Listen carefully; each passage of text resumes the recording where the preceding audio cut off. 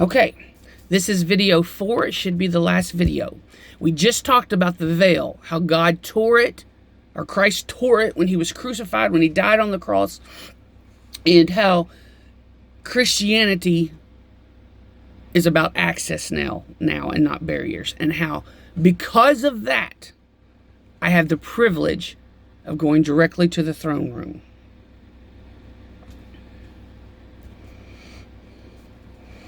Let's go back to the book here, and we're going to read Hebrews 4 and 14 through 16. So Hebrews chapter 4, 14 and 16. I like these verses. Seeing then that we had a great high priest that is passed into the heavens, Jesus the Son of God, let us hold fast our profession.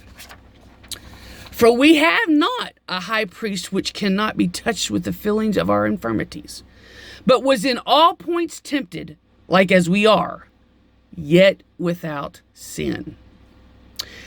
I like this part. And because the veil was torn, this is why we can do this. Let us therefore come boldly unto the throne of grace, that we may obtain mercy and find grace to help in time of need. So the question number 5, since we have this high priest, what can we draw near to or approach? You can pause it and put your answer, but the answer is we can now come boldly before the throne of grace. See, back in the Old Testament, when they prayed, and this again is a little bit of surmising on my part, if you will. But as I talked about earlier, I'm not so sure it was as convenient. I'm not so sure that, it did seem that Hannah prayed pretty boldly, but I don't know. Now we can come in. You know how a child, a prince or a princess, especially when they're younger, they have no idea, really, that their father or mother is the king or queen. They just, I want to go see mom and daddy. I'm going in. I watched just a few minutes ago a video of Prince William and Princess Kate. And they were standing on the balcony, I believe in England. I don't know or in London. They were doing something. And Louis, their youngest son, was probably not even, maybe just a year old. And Kate was holding him, and William was decked out in all his uniform military wear with all his awards and everything. And Louis didn't care about that. He didn't care that that's the future king standing beside him. He reached out his arms. He wanted to go to his daddy. He boldly approached his daddy. And maybe they did in the Old Testament. Though I have to wonder if they were a little bit more timid. And I'm not saying that we should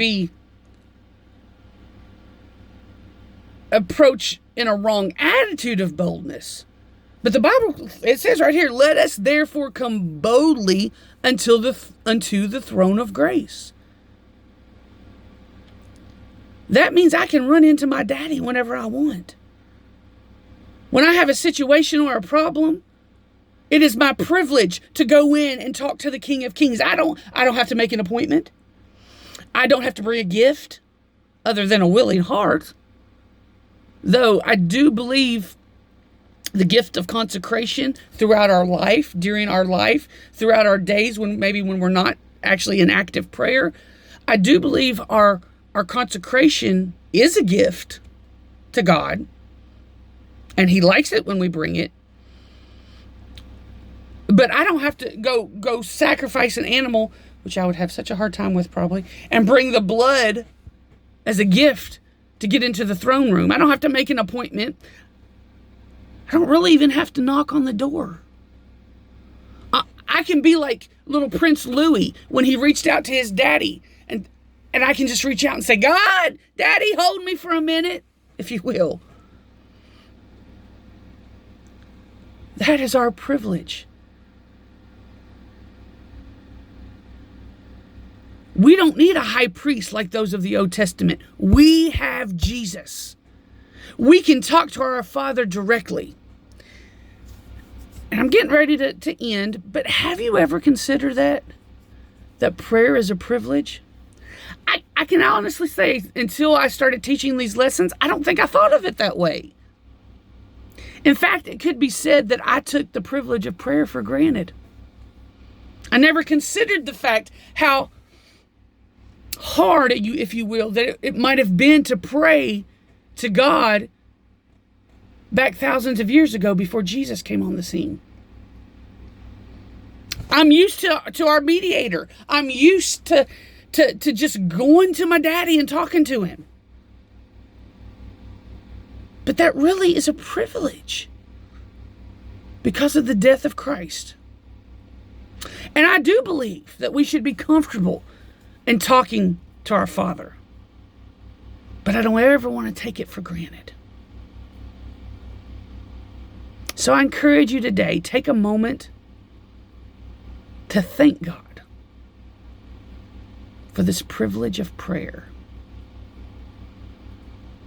And I encourage you to remember, in the busyness of our lives,